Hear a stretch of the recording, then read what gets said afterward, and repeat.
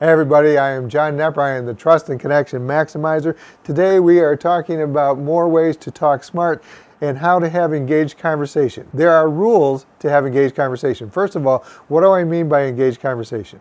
Engaged conversation is where you and I are talking, we're engaged, we're exchanging ideas, feelings, thoughts, opinions, strategies on how to do something better. It's a conversation. We're sharing ideas and we're connecting with one another. That's engaged conversation.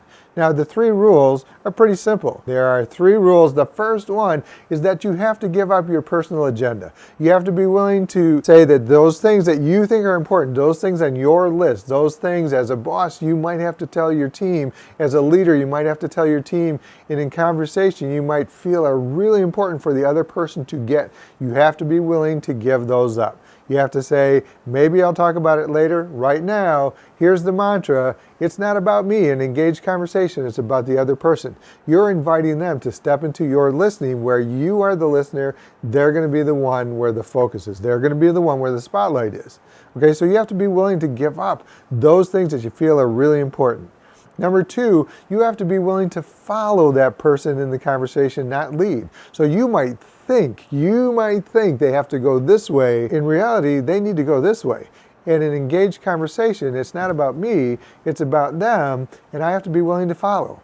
It's like if we're taking two separate cars to a restaurant and you say, you lead, I'll follow. Person comes up to a stop sign, going to take a left, and you go, oh, no, we have to go right. You've given up the right, so to speak, to lead them because you said, I'll follow you. That's how it works in engaged conversation. This is really important too. Don't fix. We all feel like we have to put a tool on it or twist something or put a screwdriver on it or take these really great strategies that we've learned in some workshop and apply them in the conversation. But we have to remember it's really important not to fix. Now, as a band director, I had to fix. If they were playing a B natural instead of a B flat, I had to tell them, that's wrong, it makes it sound bad. We can sound better than that, please fix it.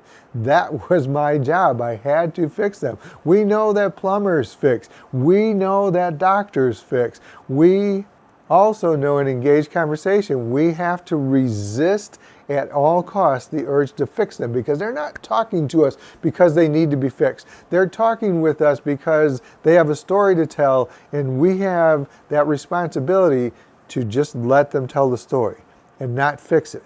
Because that's not why they're coming to us. They're not coming to us to fix something that's broken in them. They're coming because, honestly, folks, people are dying to be heard.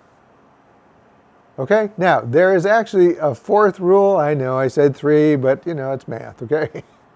So the fourth one is just because you think you have a story that's just like what they're going through. Oh, that exact same thing happened to me. I know exactly what you're saying. This happened to me. Here's my story. Don't interject because it doesn't have a place here. Just because you think it's similar doesn't mean that it is. You have to give it up. You have to give the need to tell it. It may become important later on. In this point in the conversation, it's not. Okay, so remember the rules. Give up your personal agenda. You have to be willing to follow, not lead. Don't fix, and don't interject your stories. I'm John.